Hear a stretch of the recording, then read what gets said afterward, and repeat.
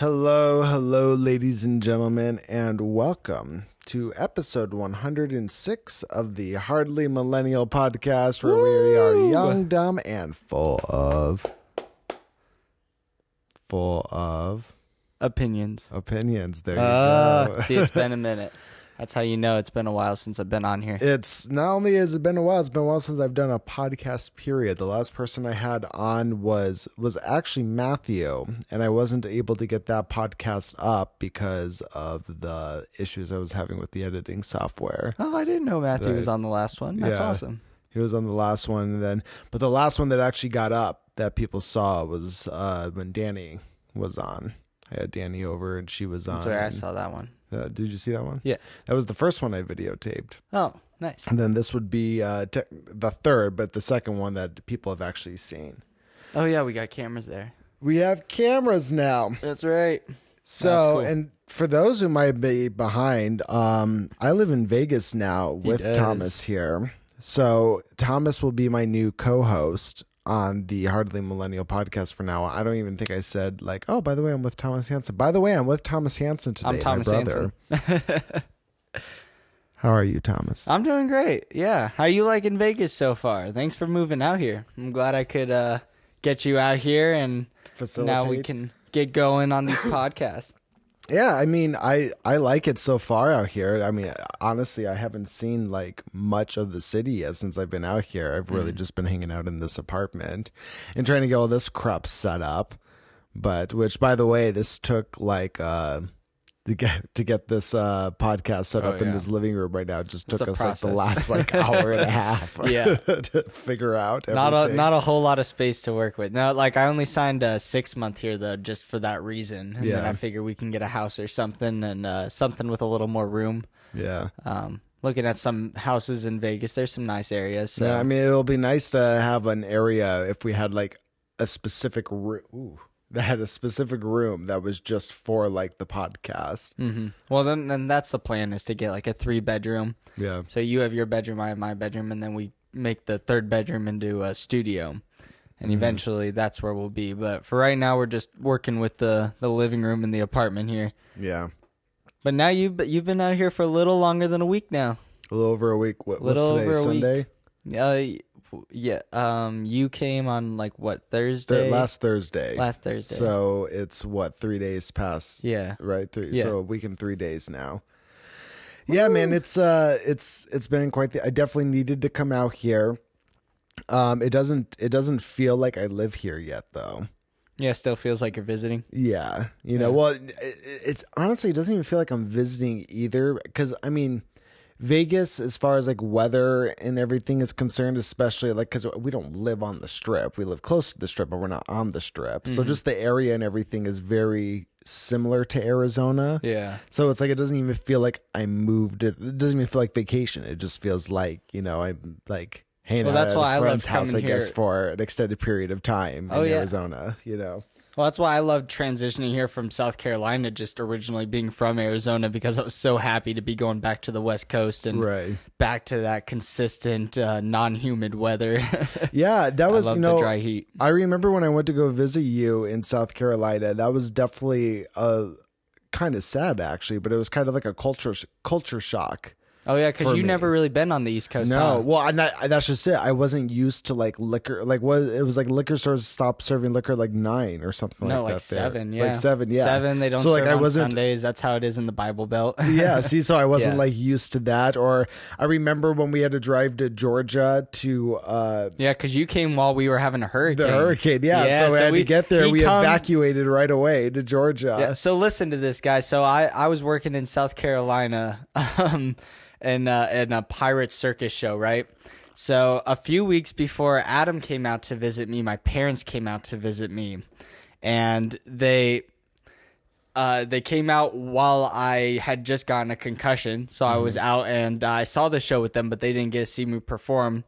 But they were like, oh, that's okay. Adam's going to be out here in a bit, and he'll get to see you perform, and he'll just relay it back to us. We'll have him film. It'll be fun. And we're like, all right, cool. And then Adam gets out here, and the show closes because we have a hurricane alert, and we have to evacuate. So he comes to visit, and immediately I'm like, well, we have to drive to Georgia. Yep. because that's where a friend of mine was. So we went and stayed with him for a few days. But yeah, just rotten luck out there, man. Yeah, well, what was so funny about the whole thing was I had come out twice to see you perform in your show, and both times I wasn't able to see you perform. Wait, no, not what the was the first first one. time? You're right. You're right. The second time, when we had to evacuate, was the only time I came out to see your show, because the first time it was for an actual vacation when you were off. Oh yeah, that's right. And we went to Florida. Because we went to Florida, Yeah. yeah. But I mean, regardless, though, I mean, it was always. I remember when we were driving back from Georgia, when we got the okay to drive back, and I remember seeing. We got to this. It was dark when we were driving back, so I remember we were driving through this one part, and we hit one of those stereotypical towns you've seen in movies before. Talking about, like, the ghost-looking there's a lot town. of, like, I understand that a lot of horror movie locations are now, like, inspired by places in the South. Oh yeah, Because you drive through and you're like, oh, people actually live in yeah, places well, there like were this. there were two instances that happened to me when we were driving back from Georgia. The first one was we were driving back, and we hit this town that was one road. And there were these, like, old shops, on either side of the road, and at the very end of the town, on top of a hill, was that very typical, like, steeple, church and steeple, and like it was white, and it was just your typical, how do I explain this? Your typical, like 50s movie horror movie yeah, church. yeah, like Children of the Corn, church. No, and I get it was late at night, and there was nobody out, and like all the shops were closed down. Like there were no lamps, no nothing. And we were the only car. It's like, this is like where you get like where your, like, car breaks down. Oh yeah. And then I watch people come out and like, hey man, what are you doing here? And then, but then the second time was when we were trying to take a detour because there were a lot of roads that were still closed down because of the flooding. And we took this detour down this, like, down like the road that was just dark and just into the forest. Oh, yeah. Into the forest we went. It didn't even look like a road, really. Yeah. Well, and then that was just it. So we're driving down it, and it's just nothing, right? It's just trees and plants on both sides, like, just scratching up against the car as we're driving through this place. And then to the right, you were driving, and then there was this giant clearing of tall green grass, and smack dab, like, in the middle of this giant piece of land was just this giant square white house.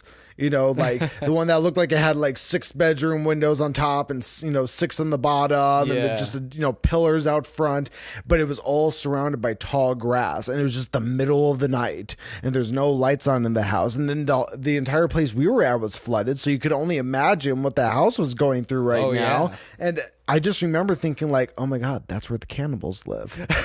That's where they live. They live in that house. Get them. Like, I would, I visited you twice. I mean, you lived there. I would never live in the South. Yeah. I don't think I would. I wasn't a fan. And I never had aspirations to, live on the East Coast. But it was just, where my work took me.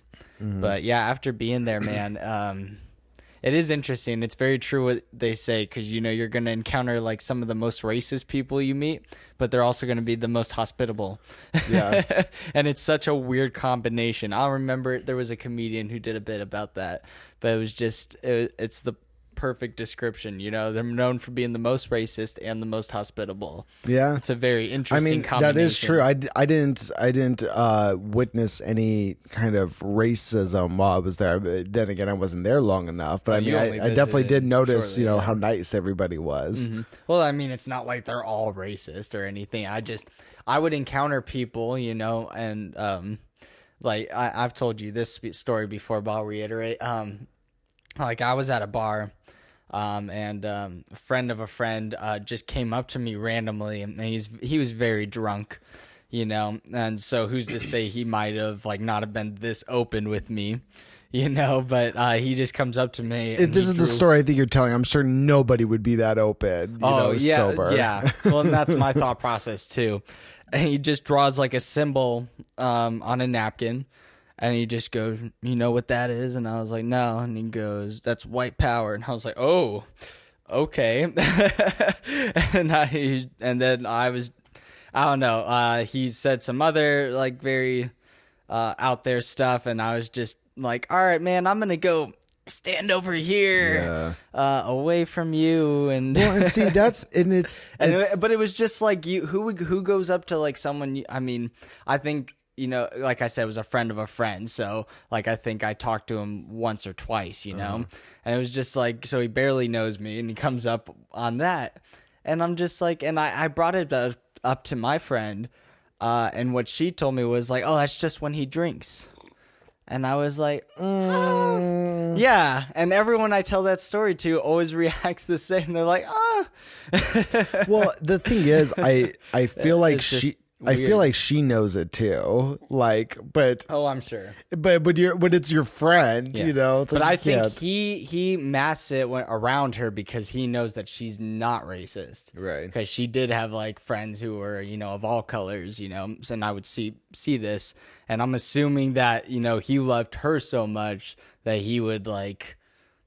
Repress that around her, right. I guess. But at the same time, too, I'm like, whether he was drunk or not, I'm like, he went up to someone he barely knows, drew the white power symbol on it. He obviously knew how to draw it. Like, it wasn't like the easiest thing. It was like a dude on a horse carrying a flag. It wasn't the easiest symbol to just jot down. It's not like just a swastika or something. So it was like he knew how to draw this. I don't know. It was interesting to me. And that was like the first like racist like.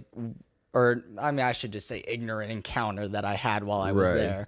And it just, like, it was very weird to me. Just because, if people do think that way on the West Coast, they pretty much keep it to themselves, I feel like. Well, I feel if like... they do, I mean.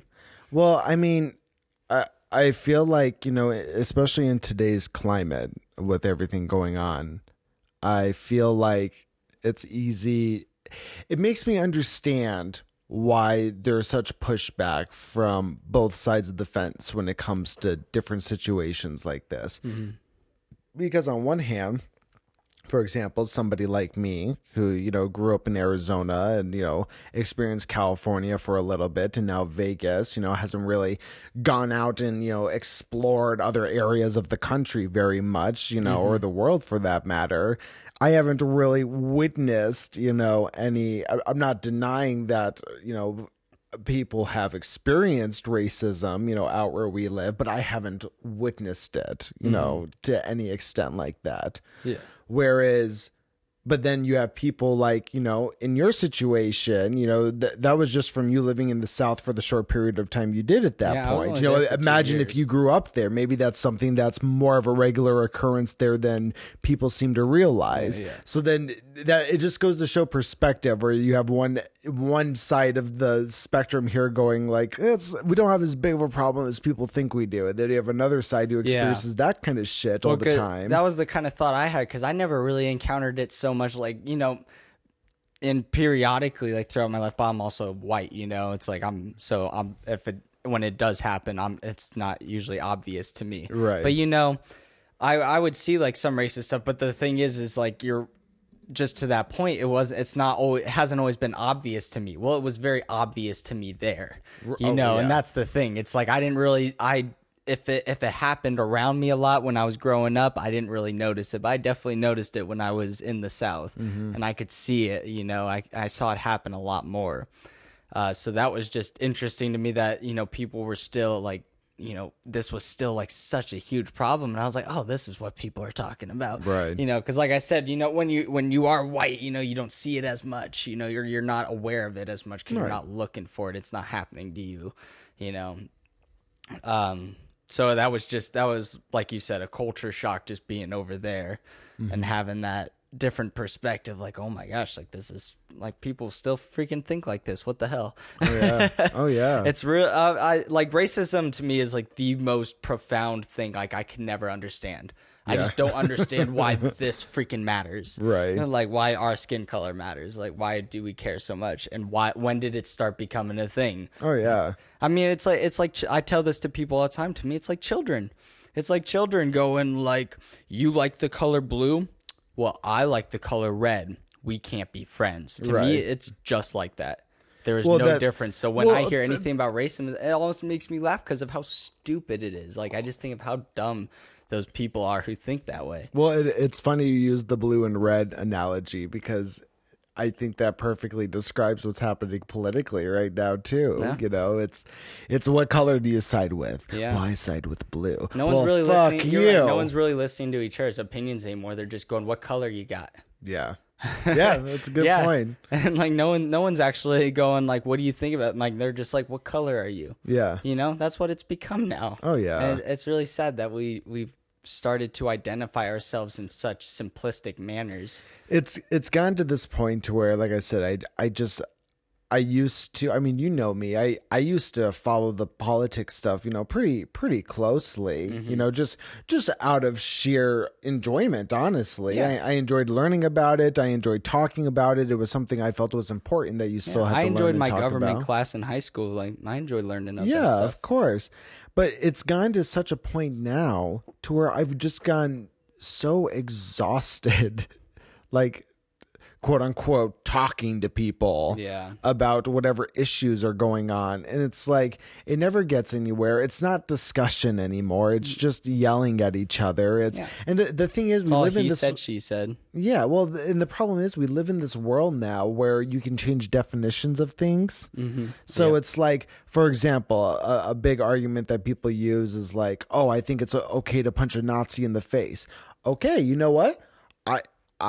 I wouldn't disagree with you, but the problem is we're to a point now to where Nazis being defined by many people as being many different things. Yeah. You know, people are calling people who just like Trump Nazis at this point. I think we should stop using the word Nazi so I much, know. especially because it was used as they were German soldiers that killed people by the millions. Yeah. There's no one out there doing that right now. So I think that we're still using Nazi is stupid. Now, you can say there are people that just like to call themselves Nazis, and like to them, I still say like choose a freaking unit. You're just ignorant. Like choose ignorant assholes or something like that, because that's a more accurate name. Because you're not an old school Nazi.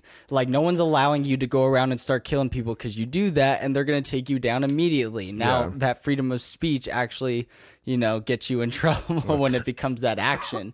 But well, don't get me wrong. I understand that. Like I'm saying, let's address this as a whole of ignorance. Like I just feel like we are attacking the Nazi thing. I don't know. Well, no. I agree with you, I don't know but what I'm saying right now, but no, I agree with you. But my point and the problem with that argument too, because like for example, you know, you would say that like the devil's advocate argument to that would be, because you're right. There is really nobody going around and just killing, mass killing, you know, genocide, you know, a group of people, you know, for the sake of Nazi beliefs. yeah, you know? they're just yelling pretty much at the moment. Yeah, you know? but I mean, but still, the devil's advocate argument to that would be, you know, when people talk about, you know, Nazi or call somebody a Nazi, they're talking about the ideals that encompass under Nazism, right? But that's my point, though, is we've gotten to a point where, and I'm using the word Nazi as to kind of explain this point, but it's done with a lot of different words and terms now. Yeah. Where, for example, people will call Trump supporters, you know, Nazis. Yeah. And it's like, There's a lot of like, it's just like there's other things. you can't just call as, anybody. You can't just call half the country Nazis and then say it's okay to punch Nazis. Yeah. You know what I mean? It's like it's just like how they attacked the word gay not too long ago. Like stop calling everything gay. Well, stop calling everyone a Nazi. Like I said, call them what they are, ignorant assholes. Yeah. Yeah, fine. It's a more accurate description. But anyways, because of all that shit, I don't follow this shit anymore. I don't talk to people about it. Every now and then I'll post something on like Facebook, you know, what are you looking at? Oh, cat's scratching over there. We have a cat and it likes to scratch at things. Like, fuck, I lost my train of thought 'cause of the cat. But we get to this point that I'll post something on Facebook every now and then that won't even be captioned with anything. It's just like, oh, here's a video of what happened here, or here's the difference between this or this, you know. And I'll always get somebody who, you know, is like a few people who like comment under it with just like these essays of because it's about the outlet it's coming from. It's about what because then people will then go, oh, well, this sounds like it's advocating for this, and then they try and read into it, and then they try to attack you. Right. You know, it's just, you know, and people have to stop doing that too.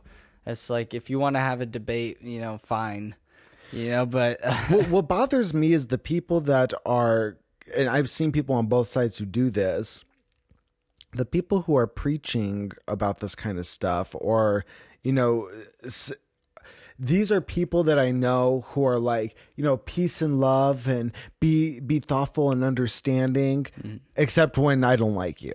Yeah.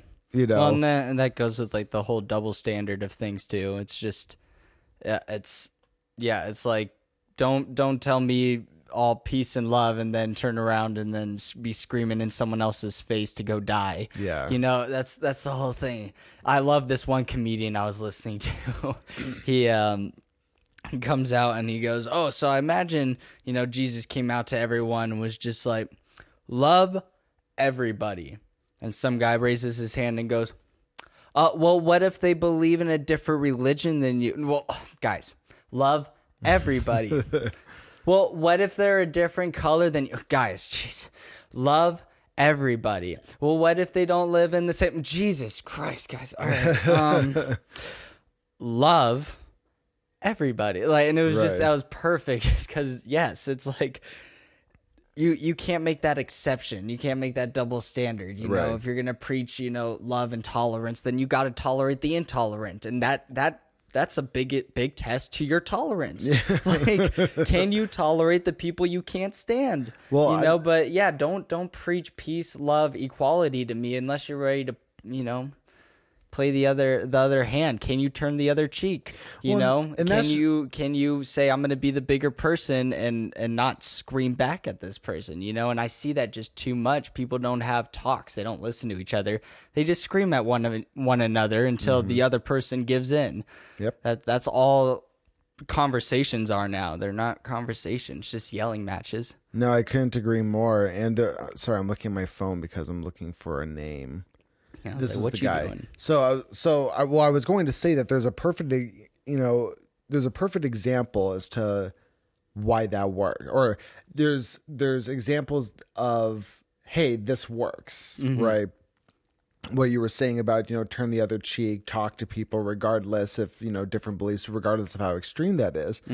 And one of those people out there that's testament to that is a gentleman that I've told you about named Daryl Davis. And he's a black man who has gone like hundreds, I think, at this point, of both white nationalists and Nazi members to like turn over a new leaf, you know. And he did beautiful. this. I love those stories. The craziest thing is the way that he did this, and there's been interviews with him, and I think this part's the very innocent but cool part about him, where he's been able to convert all of these people by sitting down and talking to them. Yeah. Now, why did he do this? Because he was literally like you. He was dumbfounded. He was like, how can people hate me when they haven't even met me? Yeah. How do people hate me with just based off of the color of my skin? Yeah. So he literally was like, okay, well, I'm gonna fucking talk to some of these people. And he did. And then he befriended them. And then after befriending them and having dinner at their house and all of that, he was able to convert. Like, he's converted hundreds of them. They give them their robes or their pins or, you know, whatever. Did you say they give them like their old robes or something? Yeah. So it's like, there you go. That's testament. Here is a man, literally a black man, who literally is sitting down talking to these like white nationalists who do nothing but preach, you know, how black people and Jews and all these other types of people are all just scum to humans, you know, or to the human race. And you have a gentleman who's just sitting down talking to them, and look, converts them, not by violence, not by punching them in the face, just by simply talking to them. Yeah, but you'll have all these people go, no, you need violence. No, you don't. No, you don't. Some cases you do, but it should always be a last resort. But everybody wants to use it as a first resort now. Every single fucking person. Yeah. And then while they're screaming that they don't condone violence. See that all the time. Exactly. It's one of those, it's beating the fuck out of somebody for being violent. You know, it's like the hypocrisy of it is just, you know, dude, that's the hardest insurmountable. thing now, I'm with you. Like I can't talk, you know, I don't want to talk like politics with anybody because nobody actually wants to sit and talk and listen to the other person or anything like that. And if you say anything even a little bit off from what they believe, you know, it sets some people off, and you never know who that person is, who you can talk to, who you can't. Well, and it's just difficult. And it's really sad that we just live in a world like that now where it's just so hard to even talk about anything anymore. Well, and like I've said too, I think I've talked about this on the podcast before, but most people don't know what they're talking about when it comes about, like, they don't, like, not that they don't know what they're talking about, they don't know the basics of politics. Yeah. You know, and I've been at parties, you know, where people, you know, parties, outings, where what have you, where people will try to talk to me about politics, and we'll get to the point where they're lecturing me, right? So they're pissing me off now because now they're just, you know, talking at me, right? Yeah. And I'll ask them just these simple fucking questions about our government. Something as simple as like, hey, how many, you know, members of Senate are there? You know, different things like that. And the simplest questions that people can't answer. And it's like, why are you sitting here lecturing me? Like, why am I supposed to trust that you know anything about this when you don't know anything about how it works? Like, you know, I don't keep up with it as much as I should. So it's like, if I feel like I'm out of my depth too, it's like, I won't talk. But like, people love to try and drive their point home when they don't even have a point to prove, or they don't know what point they're trying to prove. That's the thing I dislike too, is I don't open my mouth unless like I know what I'm talking about, or I have something intelligent to say. I won't just like start spewing out nonsense, you know, but people do that all the time. And then like, you try and ask them simple questions, you know, just trying to get at what they're telling you. And then they get upset because they're having trouble even getting their own point across. And that's my thing. It's like, just don't, like, I don't talk about this stuff because I'm not that knowledgeable in it. So why would I feel like I have any right to debate it with anybody else? Right. You know? Well, and that's just it. And that's how I feel with politics a lot of the times when people are talking to me about it, or not talking to me specifically, but when I hear people talking about it, it's like, I mean, how much research did you really do on the subject? Or did a couple, and I guarantee you what happens to a lot of people is what has happened to me and has happened to other people, many other people, I'm sure, where you're on Facebook and those fucking articles come up and you click on them. So maybe you read three articles about Epstein's, trial. And now all of a sudden it's like everybody, that person's like a fucking expert on it. Yeah. And you're not. Stop. Yeah. Yeah, I just wish people would, stop trying to yell about things that are, they don't know about, or things that just simply don't have anything to do with them. Yeah. Like fighting a fight that has nothing to do with you. Like, so many people just love having a fight to fight. Yeah. So they'll pick something at random. It's just becoming enough. This has always been a thing. People have always done this. Right. But I just feel like in recent years, especially just with the Trump presidency and everything, it's just, enough is enough. Both sides too, guys. Like, I don't pick sides. I don't play them. Both sides, like, just enough is enough. Let's just stop trying to yell about things we don't know about. Leave it to the people that are handling it or whatnot. Because we chose them to be in those positions. So unless, I think, to solve a lot of the problems we have in the government, to really get to the bottom of it, let's start hiring younger people. Because we hire these people that are, in their late 60s, 70s, so on and so forth. Very few people in their 40s or late 30s or even 50s. In the higher positions, at least, at that age, they're like still climbing. But we need younger people in higher office. Like, we need younger thinkers, because what do they say all the time? Like, when you get to a certain age, it's like you have trouble, expanding and progressing your Well, ideas with things. No matter how hard you try, just because for so long you were rooted in something else. It's no one's fault, and some people are better at it than others. But it's really hard when you're an 80-year-old dude trying to make progressive decisions. Yes.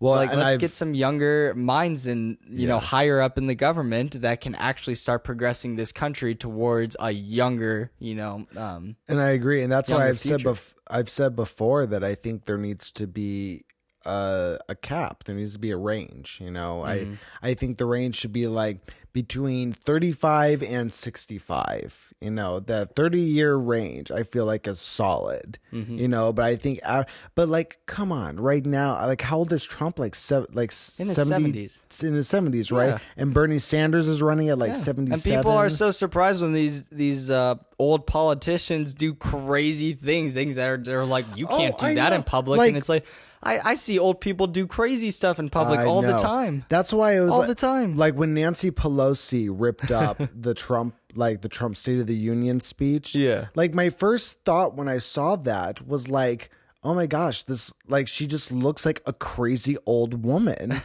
Like, that's they just all what look like she looks crazy like. old That's people. what I'm saying. Yeah, they all of them. I mean, Joe Biden, everybody's making fun of all the shit that he's been saying during the debates and stuff. And it's like, well, yeah, the guy is old. Yeah. I'm sorry, but you get older and your mind just starts going. And I'm sorry, but do you really? Trump grew up as a billionaire playboy, and now he's an 80-year-old, and you're surprised that he's like a creepy old man? Like, I'm not saying it's okay. I'm just saying, why are you surprised when these old people are creeps? Yes. No, like, why can you get, and that's just it. You can't, it's like, they're out of touch. Yeah. We sit here and we make this argument all the time about so many other things about how older people are just out of touch. But yet they're the ones who run the fucking world pretty much. Yeah. Like, and there's plenty of democratic societies out there that vote their people in, and y'all are voting in old fucks, and we are no different to that. Yeah. I remember there was Republicans are notorious for voting in the old. Yes. Well, like, I remember specifically I think this was like maybe last year's State of the Union address, but it was during the shutdown. Remember when that shutdown was happening, and it was because which one? Haven't there been a couple now? Yeah, it was the one that, like, where the Democrats were basically controlling the shutdown because they didn't want Trump to get some funding. When they were withholding a bill or something. Yeah. And it was a couple years ago. Yeah, but I remember Trump had he said something about it, right? He made some press briefing about it, and Nancy Pelosi and somebody else who had been another congressman who's been there for a while. For as long as she had. I remember they both came out and they were standing side by side each other. And the first thing I thought of was, like, the way that they looked. It reminded me of that old painting of the farmer couple with the pitchfork. With, like, the pitchfork in front of the farm. Dude, they looked like villains. They looked like evil villains. Like, they looked like the twins from The Shining grew up and one of them got a sex change. Like, that's what they looked like. And I remember just watching this and being like, and these people are fucking running our country. Like, Nancy Pelosi, that crazy bitch, if fucking Trump dies and then Pence dies, Pelosi runs the country, man. All three of those options are not amazing. I know, they're horrible. Like, that's my point. Like, Jesus. Oh my gosh. We need to stop letting people who are in their fucking 70s run the damn country. They're all going crazy. And come on, everybody, wake up. We are the first, like, real health conscious, like, generation. We're all about the herbal shit. So when you look at these older generations that aren't even our parents' generation, they're a generation before that. It's like I'm sorry, but their mind started going at 50. I guarantee you. And you let them stay in office for 30 years after that. Yeah, it's true. It just drives me crazy, dude. I don't fucking get it. No, that's true. Because I was going to say, like, what about, like, the time before Americans became fat? But I think even back then, we were we were suffocating ourselves with cigarettes and Well, and that's just it. It was unhealthy in drinking different ways. ourselves to death. I mean, hell, during our grandparents' era, there was still lead in the air. That was just something that was a regular thing. People were getting sick and shit. And I can't remember the scientist's name, but there was a scientist who was like, he was a physicist, and he was trying to, God, I'm going to botch the story, so I'm not even going to bother to tell it. But basically, he figured out there was lead in the air, and everybody's just slowly poisoning themselves. Like, that is the generation they are from. And they're 80 years old, and you're letting them make decisions about the fucking world. Of course. So when you're sitting here going the Republicans just aren't behind climate change. Let me tell you, you're right. The Republicans don't believe in climate change. But let me tell you this, the Democrats don't either. The only difference is the Democrats are are all about the popularity. They're like, oh, well, this is popular. This is trending. So we're going to do this. I mean, look at all the sound bites they took from Hillary Clinton, all the videos you've seen, the proof that of her flip-flopping back and that's forth my just point. to get the popular. So I'm sorry, but regardless of what side of the fence they're on, nobody gives a fuck about what the younger generation thinks, because just like you see from your own parents now, of like, things are a lot different now. Well, and I think they both, got just that part a little wrong, where I think they both believe in climate change, but they both don't care about it. And they're just like, the Republicans are saying no because the older generation are like, no.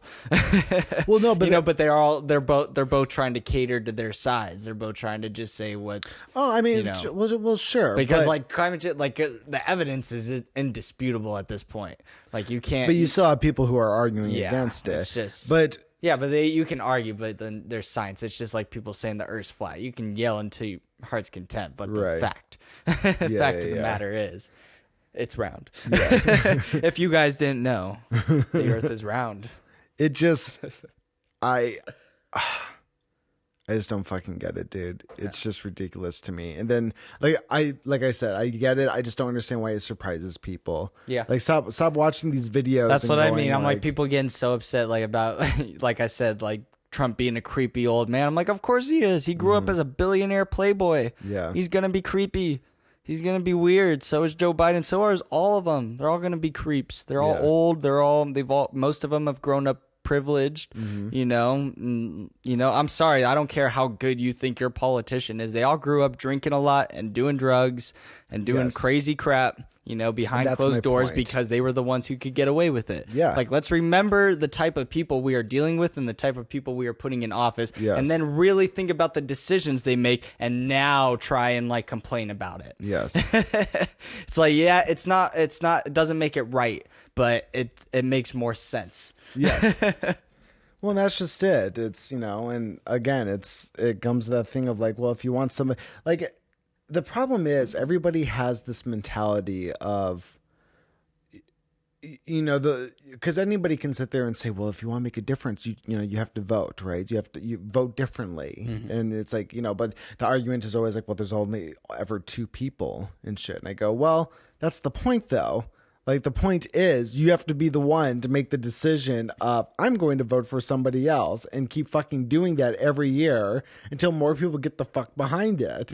Because right now everybody's so quick to argue and everything. And then when a third party candidate shows themselves, they're like, yeah, but I mean, it's either Hillary or Trump though. It's either one of those two. It's going to be one of those two. Yeah. It's I didn't like either, and I didn't vote for either of them. Yeah. So I don't know. People, moral of the story, and I've said this before on the podcast, is chill the fuck out. Just chill the fuck out. Holy crap. I don't care who you voted for. I don't care who's in office. I'm tired I've seen very little change, and people can make the argument all the time of well, this person's life was affected because of Trump. Well, this person's life was affected because of Trump. Well, you know what?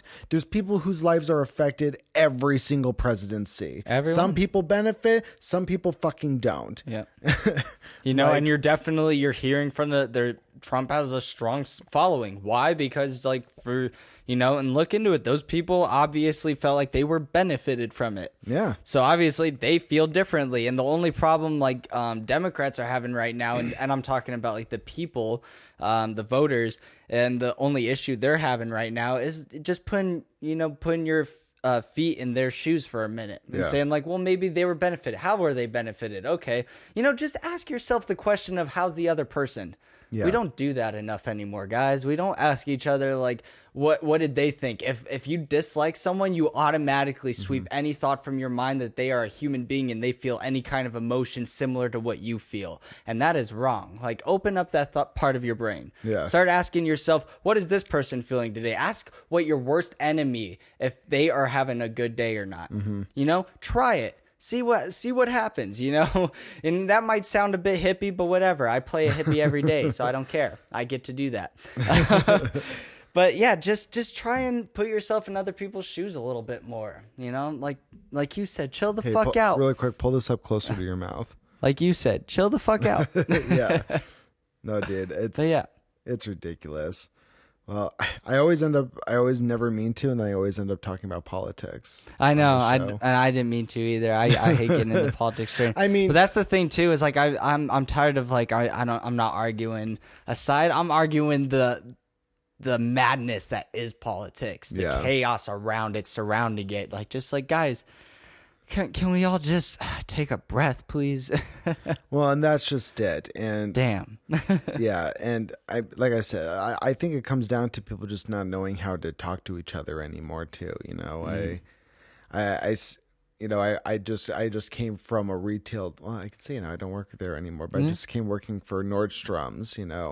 And I worked with a lot of wonderful people there, but I also worked with a lot of younger people and also wonderful people. But if there's one thing I've kind of realized and this isn't the case with all of them, but it was the case with a lot of younger people I met, I'm talking in like 18, 19 years old realm, is just there is this lack of knowing how to communicate in person with somebody. There was always social cues that I felt were very obvious to me and not obvious to other people.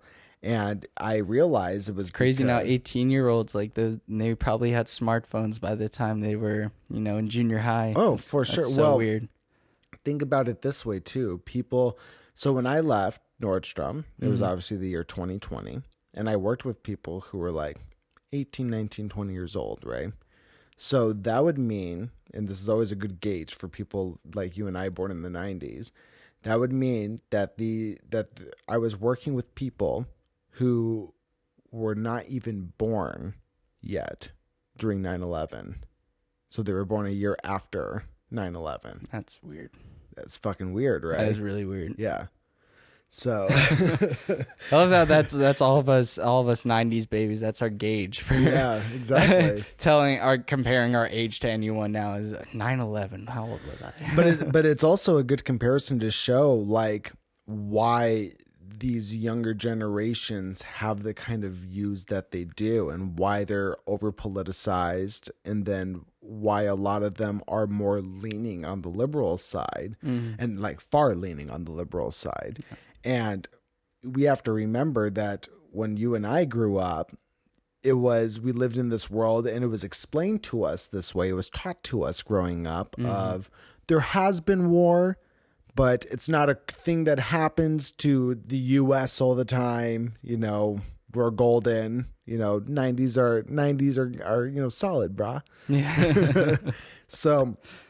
And then all of a sudden 9/11 happens, and that was a big change. And here we are, and we kind of witness it as like, well, yeah, we've been in this shitty situation for many, many years. Like, hopefully it ends soon. But you have to remember, kids growing up have never known. We've always been the country in another country. That's true. And without that context of really understanding why we're because even we got that little peek at peace for just that short period of time. Exactly. Mm-hmm. So, and then mix that with the misinformation that comes with the internet, as well as the lack of social grace that's taught due to the internet. Mm-hmm. Well, you get what you get now. Yeah. But joke's going to be on everybody else, because guess what? All these people who are super like left, and I'm sorry, but the loudest right now is the far left. I'm not saying there's not far right people. Oh yeah, but definitely more prominent. The loudest right now is the far left. Yep. And you know what's going to happen? You're going to make that shit cool. You already have made it cool. So what happens when things become cool? Well, those cool kids have kids. And the kids don't want to be like their parents because what their parents think is cool is not what they think is cool. Yeah. So you're going to have, and I promise you, you're going to have this boom of conservatism. Well, doesn't that always happen though? Doesn't it always just come in waves? Like this is the pattern that we always go by. Yep. Which is why it makes it even more profound that people make such a big stink when like we go through this same pattern. Yeah. And, like every few decades, it's the same thing, guys. We go right, we go left, we go right, we go left. Like we either go, it's just a teeter-totter, and we're just constantly trying to keep ourselves balanced, and we go way too far one way, and we're like, oh no, everybody back the other way. Exactly. It just happens over a span of like 15 years or so, you know? But God, it's like people see like how, you know, this happens all the time, and every president is an end of the world situation. It's like, it's the same thing. True.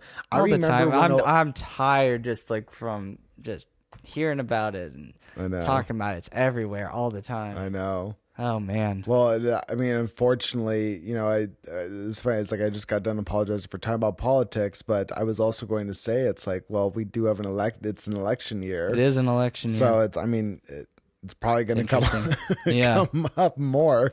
It'll be interesting. It would have been really interesting if like the Democrats had like some like crazy strong candidate that they've just got. You know, I'm sorry, Bernie's just too old, man. He's just too old. I thought Trump was too old too. Like I think they're all too old. Like I said, and I want a younger president in there. I was really hoping there was going to be like some young firecracker that was just like gonna, because if they had a young firecracker going against Trump, easy win. That's probably the easiest win a young like politician could have had.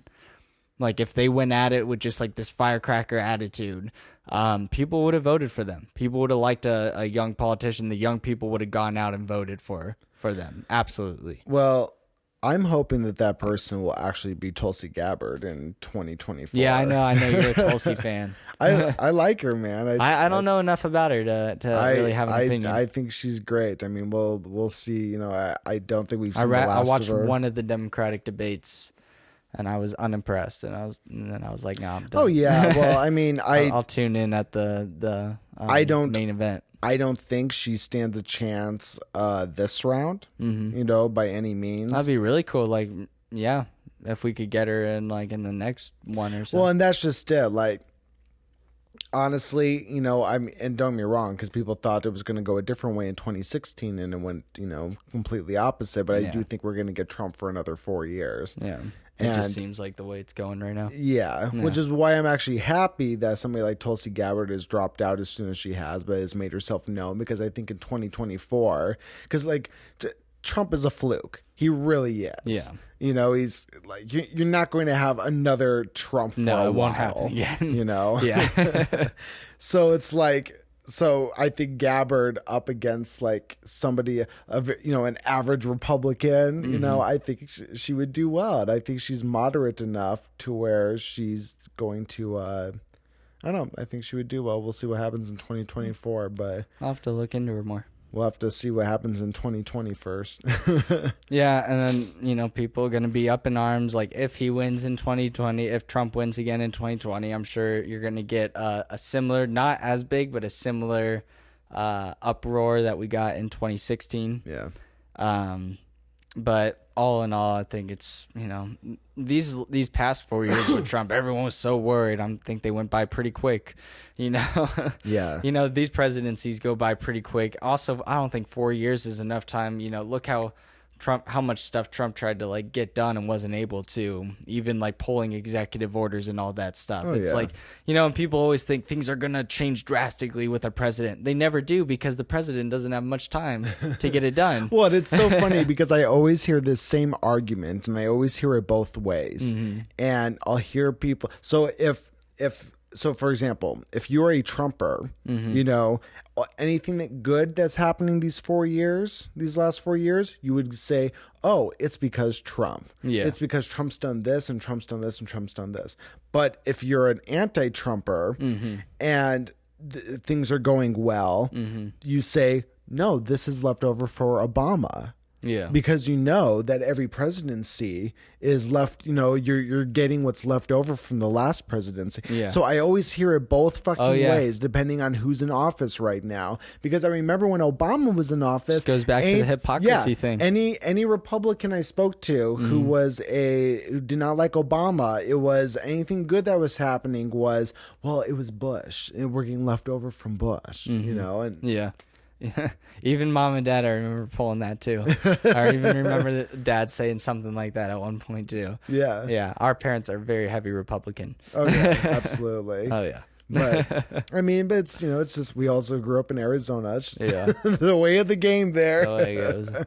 Which is now a gun sanctuary. I haven't read too much about that. I heard about that. Like Maricopa County made it like a gun sanctuary. Well, what does that mean? Like everyone huddle there with your guns, but the government's not even taking away guns. Well, so is it just like precautionary? Well, and that was just it. So like I said, I didn't read too much as to what the sanctuary thing was about. But everyone's just going to start shipping their guns there to be safe. Yeah, right. But I guess what happened was, so Maricopa County specifically, and those who aren't from Arizona, Maricopa County encompasses like Phoenix and the Valley and Mesa, where we're from, and Tempe, Scottsdale, all those fun places.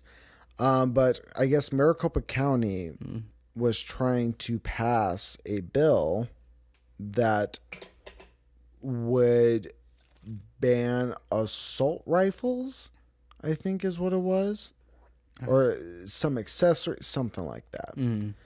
And they basically kind of tried to do it like through the hush and hush, but when Zonies found out about it, they're like, I don't fucking think so, so they made sure they put a stop to that real fast. And then like almost immediately after that, somebody else put in a bill that basically, like I said, I know very little about this, but from my understanding, it makes it like against the law to do that, period. Like you can't do that to any guns now. Like, so even if somebody's like, hey, here's a bill, they can go, nope, because we have this bill that says you can't do that. Yeah. I know very little about that, but that's what I think is happening in Maricopa right now. In your professional opinion. Young, dumb, and full of opinions, everybody. Right. That's exactly what we are. But I don't know. I've never owned a gun. I've always wanted to own a gun. I've never even fired a gun. You've never fired a gun? It's on my bucket list. It's definitely something I've meant to do many, many times. I can't believe you've never fired a gun. I've never fired a gun. I have so many people that were like, oh, I'll get you to fire a gun. And I've just never gone around to it. I've fired like so many other different types of guns, like paintball guns, pellet guns, BB guns. But never an actual gun? Never an actual gun. Huh. Yeah. I never knew that. Like I had one, I remember I've gone out a few times now. I had one opportunity once when I was camping my freshman year in college. It was a team camping trip with my gymnastics team. And I woke up just so sick the next day after our first night there, and I wasn't able to fire guns in the morning. So I got to just listen to them fire them while I puked behind my tent. So that was my one chance to fire a gun, or the closest I had, and I didn't get to. But it's always been on my list, but I just haven't gotten around to it yet. Huh. Like I said, I hear it's fun. Yeah, I mean, I've enjoyed it the times I've done it. Although I will say it's like it's weird. Like there are certain guns that feel differently. Like I mean, it should sound like it's an obvious thing that it's just preference for everybody of like what kind of gun they like, what kind of gun they like to own, and all that. But like it's like really, really true though. Cause like I've talked to some of my friends who are big gun nuts, and just hearing them talk about it. Well, like for example, people are like that with anything that they're passionate about too. Well, like for example, when I was I went with Vince, and Vince has been on the podcast before, and he's ex-military. And so he has a few different weapons in his artillery there, his armory, and he pulled out. So one of the things we shot was an AK-47 that we shot, and I think he had an AR-15 at one point that we shot as well. And when it comes to assault rifles like that, it's very like basic. Like to me, they neither feel comfortable or uncomfortable holding. It's just it's just another rifle. But when you got to like the hand pistols, that's where things were like weird, because every single time I shot one because Danny came once and brought her gun, and then Vince had like 2 guns at one point, and I shot both of them, and I just like I didn't feel right with either of them shooting them. Like I felt like I couldn't aim. I felt like they just didn't feel right in my hand. It just didn't work out right, But I still shot with them, but it was just like I could never own those guns, but I just thought like. When at first I just thought it was like, oh well, handguns just might not be my thing. Maybe I need an assault rifle or a shotgun. So I was at a party once with Vince, and Vince's neighbor at the time, or it was his dad's neighbor, one of the two, but somebody that his family knew came over, and they were talking about guns and stuff. And he goes, you guys want to see my guns? You guys want to see my guns? And everybody's like, yeah, we'll see your guns. So he goes back to his house and he comes over with this giant bag, right? And one of the guns he brought out was a Glock. And so he's kind of passing it around so everybody who wants to see these guns and everything like that can see them and stuff like that. And Vince had handed me the Glock, and I was holding it and practicing gun safety and aiming it but away from everybody and stuff like that. And I was like, oh, this feels nice. Like this is like feels nice in my hand. You're a Glock guy. Yeah, I'm a Glock guy, like for sure, for fucking sure. But like it was such like a shock to me, because it happened just like suddenly. I was like, okay, like this feels nice in my hand. Like I like the feeling of this.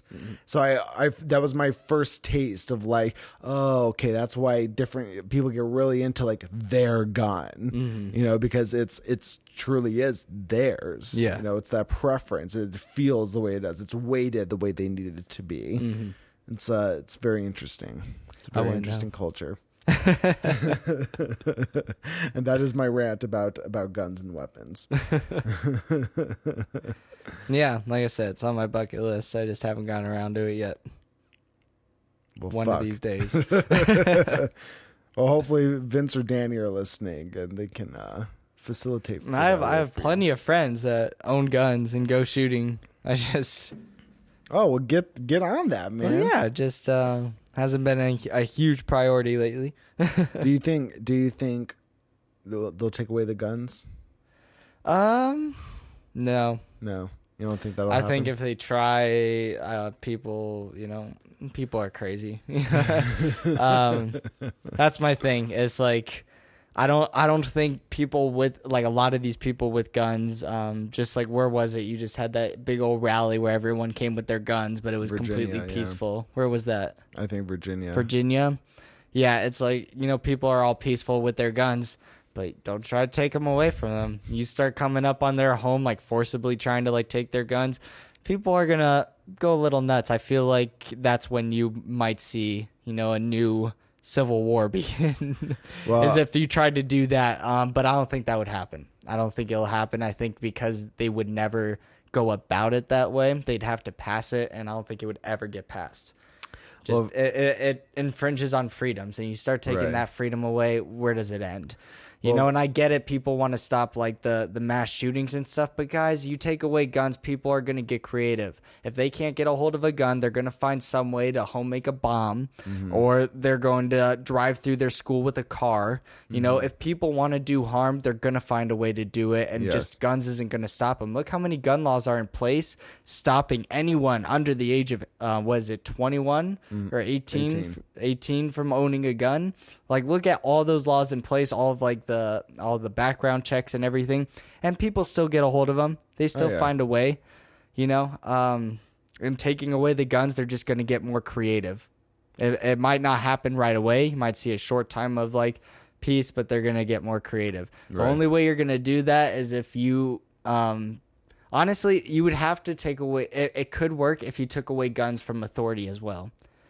Like if you took away, like, all right, so you take away, and I'm saying you would have to then start putting like really strict regulations on what's coming into this country. We'd have to have the most secure borders ever in order for this to work. Let me say, so that's why it will never happen. But I'm saying if it did happen, this is how it would happen. You would have the most secure borders everywhere, and you'd have no guns, period. Not with authority, not with anybody. And then you wouldn't have them coming in either. But because you can't stop them from coming in illegally, because that's impossible unless you have like the crazy amount of manpower and cooperation, which human beings just aren't capable of yet.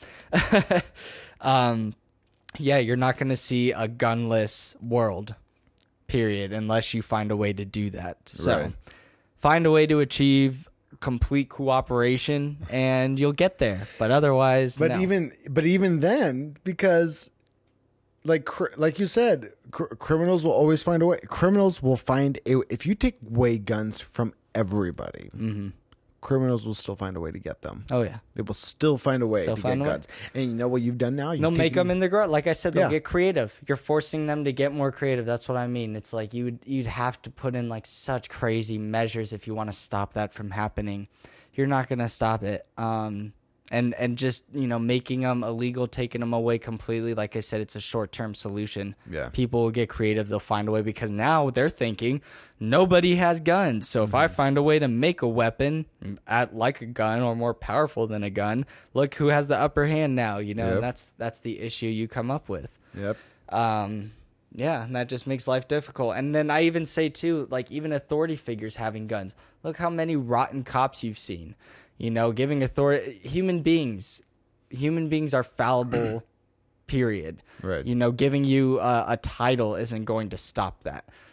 So if you have this fallible human being, he's going to be a fallible human being. He's going to give into some sort of temptation. He's going to use that weapon at some point if he has any desire to. You're not going to stop him. So that's what I mean. You can't even have people with authority with it because if you're going to take them away, you got to take them away altogether. Right. And like I've said before, people are just going to get creative. You're not going to solve anything. There's my rant. Well, on that note, I think we're at an hour here. All right. So we can end it here. I think that's a good place to end it. Yeah, man, I thought it was going to be a lot lighter today, honestly, and we just kind of went into it with like the political discussions and oh man. But I said, you'll never hear me debating anything political. I'm just emphasizing the chaos of politics. Well, like I said too, it's always funny because I always go into these podcasts and I never really, depending on the person I have on, I never really plan on talking about politics. If I ever have Justin Lunsford on, there's politics are always going to. Justin and Danny, I always know if I have them on the podcast. Lunsford, Danny Jones. Yeah, if I have them on the podcast, there's going to be politics involved. But but for the most part, I never plan on talking about politics with anybody. But unfortunately, I honestly thought we were going to talk about the Pokemon movie we watched last night. Oh my gosh, let's talk about next podcast. Next podcast. No, let's just talk about it now for a little bit. Okay, you want to talk about it now? All right, let's end with some Pokemon. End with some Pokemon. What did you so for those who don't know, to clarify, guys, we watched the new Pokemon last night, and if you haven't seen it, it's like a shot-for-shot remake of the original Pokemon, the first movie that came out in theaters Strikes Back in 2001, I believe. Right? Not even. I think before 2000, maybe. Oh, was it even before? It might have been in the 90s. Honestly, it might have been like 98, it was either 99. It had to be between 99 and 2001. No, there was no way it was outside of that. Why are we wondering? We have look it up. The technology quicker. Mewtwo. Time's a wasting. Strikes Back. Release date. Do you have it? Not yet. Release date. Will I get it before you? I'd be. Oh, it gave me the new one. Oh. I want the old one. Oh, 99. 1999. So the original came out in 1999. This is basically a shot for shot, but like, what would you call that type of animation? 3D animation? Just computer animation. Yeah, just computer animation, but just animated it. Yeah, but it was weird. Oh man. Yeah, it was interesting. Well, for one, it was.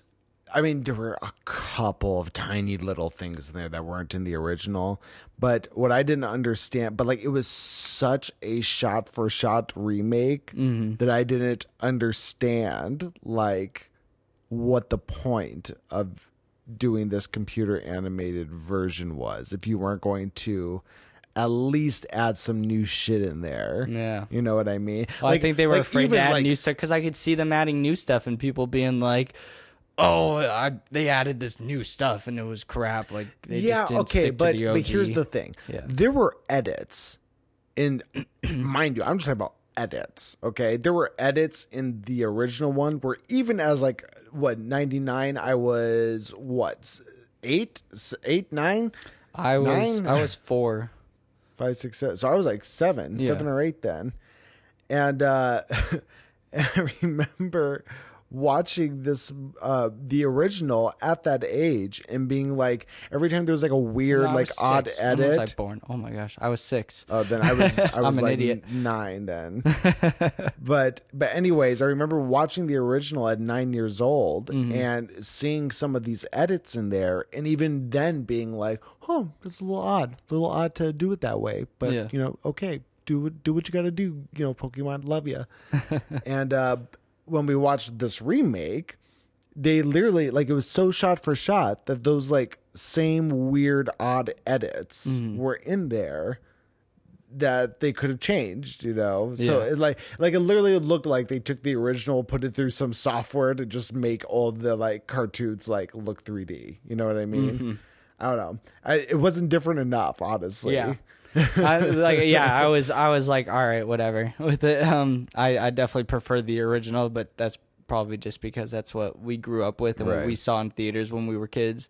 I'm still all about that Pokemon 2000 life, man. That honestly, nothing beats the originals. I see. How many Pokemon movies are there? Oh, there's now? so many. There's like, I don't know, so many though. How many Pokemon? I mean, they used to put them in theaters. I don't think they do that anymore. Oh, that was like way back in the day. There's 19. Kids these days. There is 19 Pokemon. Oh, there's one every year. There's been one every year since 98. That's why. Yeah, so with every generation, with every kids season. These days will never understand like the popularity of Pokemon and what it was. Like people go, "Oh, it's still popular now," and I go, "No.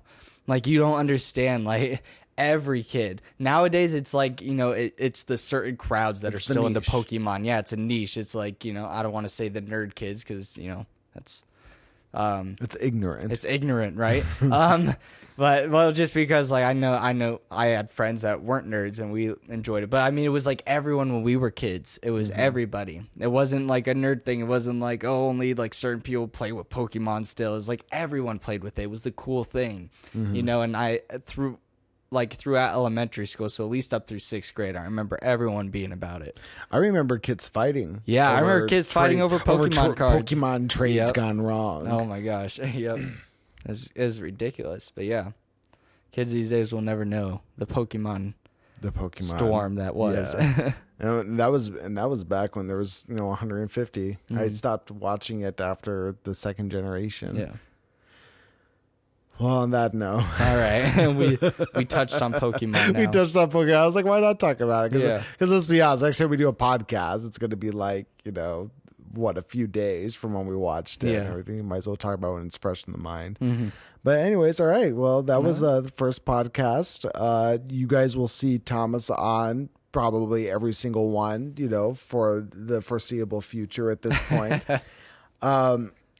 Thomas also has a vlog. I do have a vlog. Edited. First episode came out yesterday. It's up on the Hardly Millennial channel. I have a vlog coming out today. Thomas's is much better than mine, but it'll still be exciting to see. I haven't seen his yet, so I don't have an promise you his is more exciting than mine. But I'll have mine up too, hopefully by tomorrow, and then hopefully I'll get this podcast up in a couple days also.